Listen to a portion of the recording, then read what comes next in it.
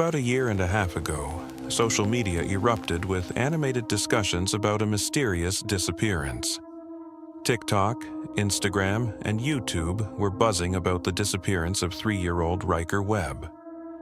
Disappearances in forests happen much more frequently than one might assume, but the circumstances surrounding this case caused a special resonance. The details seemed incredibly strange, even mystical, and many facts simply didn't add up.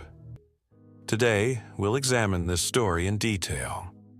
The small town of Troy in Lincoln County, Montana, became the epicenter of events. Ryker Webb vanished right from his own yard. His father, having briefly left the boy alone, went into the house to get something. When he returned, Ryker was gone. A large-scale search operation began.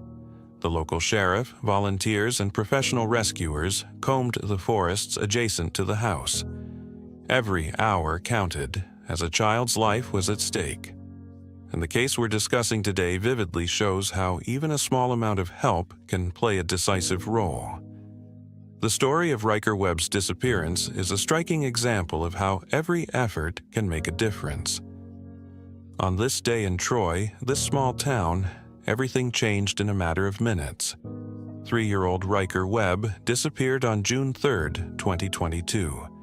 Today, Troy's population is no more than 1,000 people. Shortly before his disappearance, Ryker was in the front yard of their family home with his father and dog. At some point, the boy's father decided to go inside to get something. When he returned, Ryker was no longer there. The aftermath: they searched for the boy. The local sheriff and numerous volunteers from the search and rescue team combed the forest and other surrounding areas, trying to find the missing boy as quickly as possible. Fortunately, after several days, he was indeed found, but the circumstances under which he was discovered raised certain questions. The small town of Troy is just a tiny part of Lincoln County, and the state where this county is located is known for its relatively low elevation above sea level. Of course, Montana is one of the so-called mountain states, but the average height of the mountains here is only about 3,300 feet, which is a very insignificant figure on the scale of the entire country.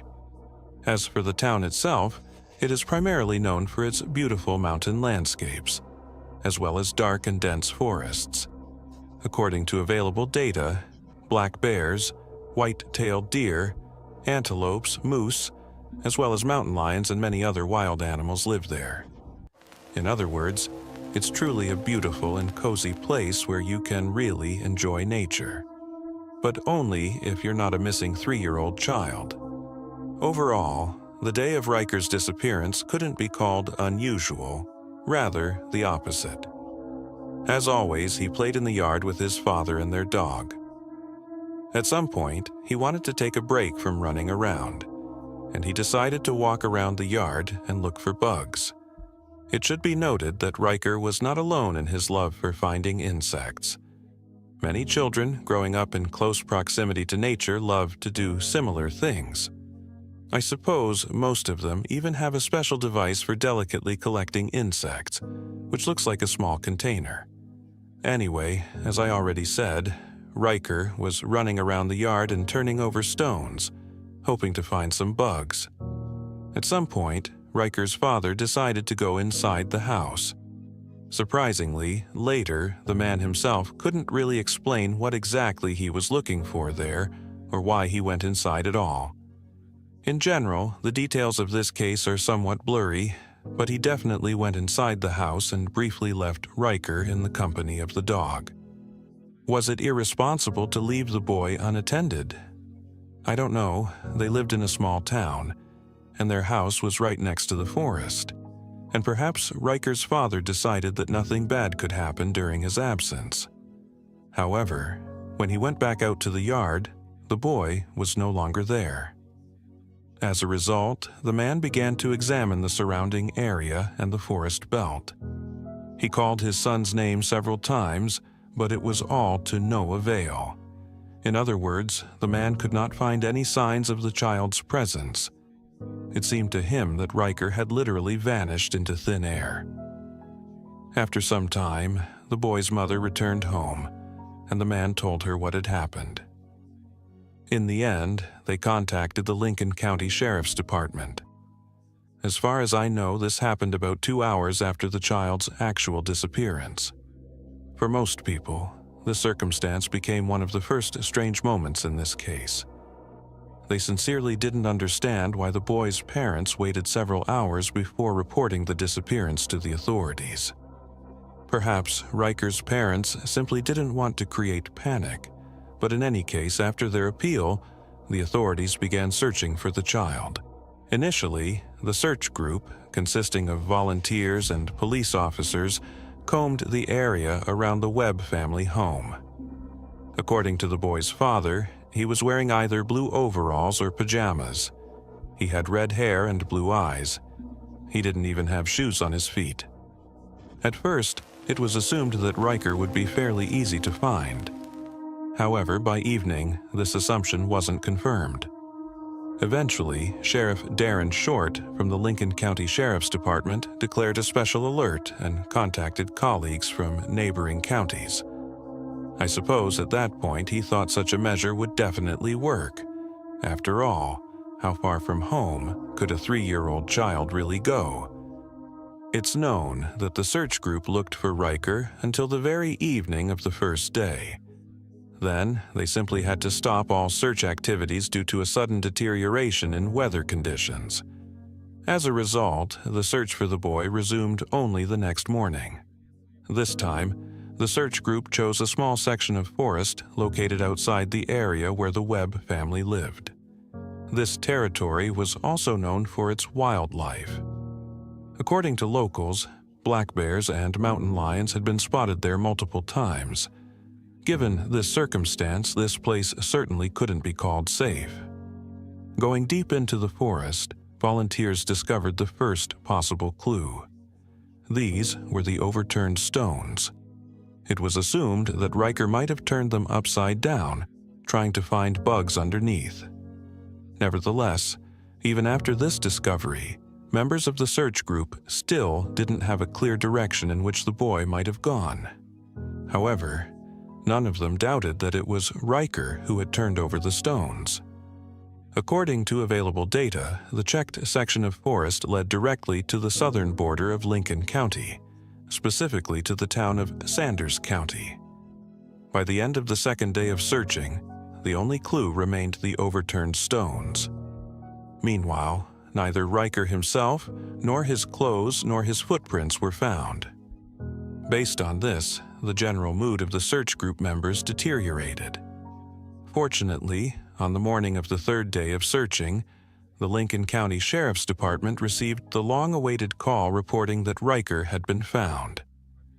At the time of his discovery, the boy was in an abandoned shed located near the road known as Paris Road. It's important to note that the total distance from the Webb family home to this place was more than 2.2 miles. Therefore, it's not surprising that soon after Ryker's discovery, the police, as well as many other people, had quite logical questions. Almost none of them understood how a 3-year-old boy could survive 2.5 days in the Montana woods. Considering such serious factors as the lack of food and water, constantly changing weather conditions, the presence of wild animals, indeed, how could he handle this task? Unfortunately, I don't have answers to these questions. However, I know that after receiving information about Ryker's discovery, Sheriff Short personally went to the scene to make sure it was him and that he was all right. Arriving at the scene, the sheriff saw a fairly healthy child in a relatively good mood.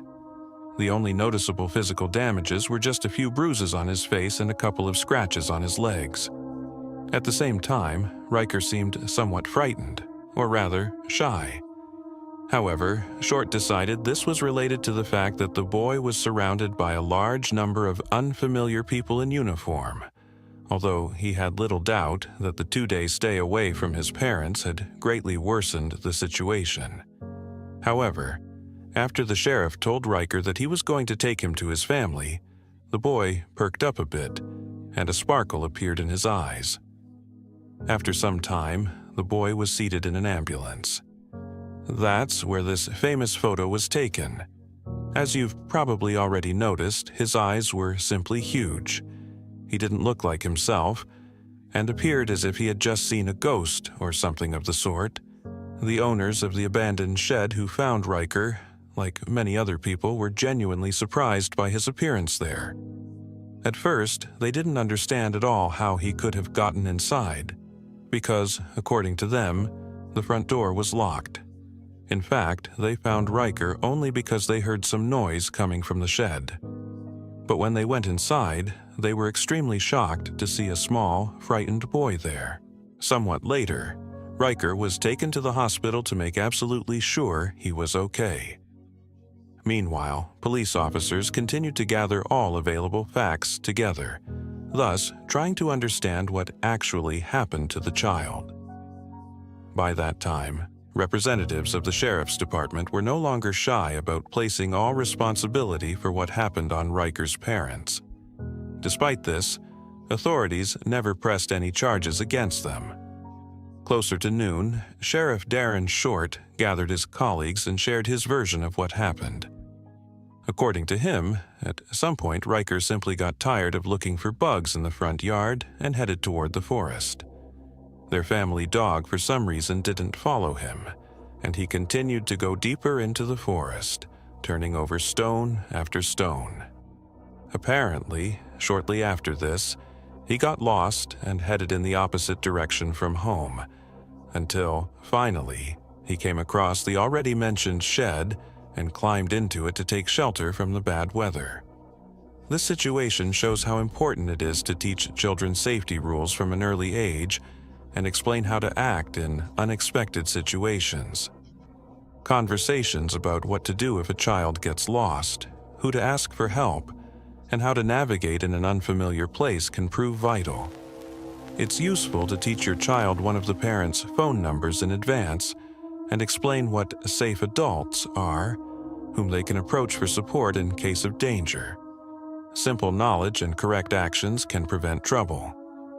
According to the sheriff, despite his young age, the boy still had enough sense to find some shelter and wait out the storm there. Supposedly, that's why he preferred to stay in this shed, remaining there for the next day and a half. But could this really have been the case? Or was the version that a 3-year-old child managed to walk more than 2.2 miles through the forest looking for shelter not viable? Perhaps the biggest problem with this version was that Ryker was only 3 years old, and he, just like all other children his age, desperately needed food and water. And when he was finally found, Ryker wasn't severely dehydrated. People can go without water for about 3 full days, depending on individual characteristics of the body. Could this mean that someone was feeding the boy or giving him water? Some internet users believed that Ryker was actually kidnapped. Supposedly, this someone waited until the boy's father went into the house, then grabbed him and took him to that shed, leaving shortly before Ryker was discovered. At least, the emotional state of the boy gave certain alarming signals to people who were following the development of this case. Many believed that Ryker actually didn't look like a 3-year-old child who had spent several days in absolute solitude. Supposedly, all this could indicate that whoever kidnapped him made certain efforts to calm Ryker and convince him that everything would be okay.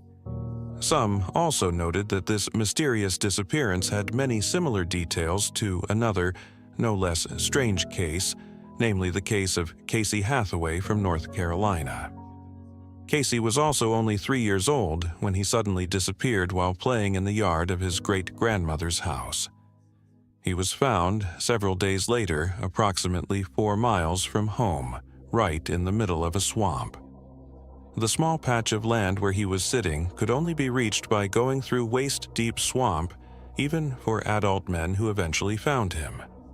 Many then also wondered how a 3-year-old boy crossed the swamp.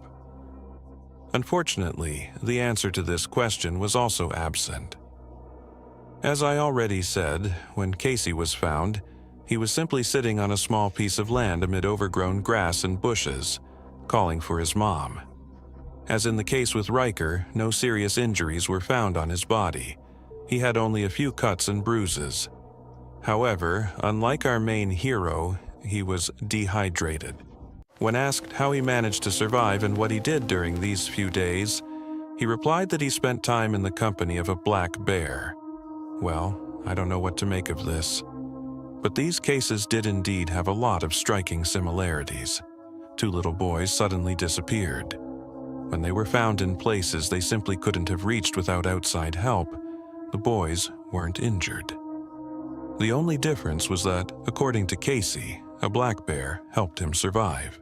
Of course, this wild animal was most likely just a product of the child's imagination.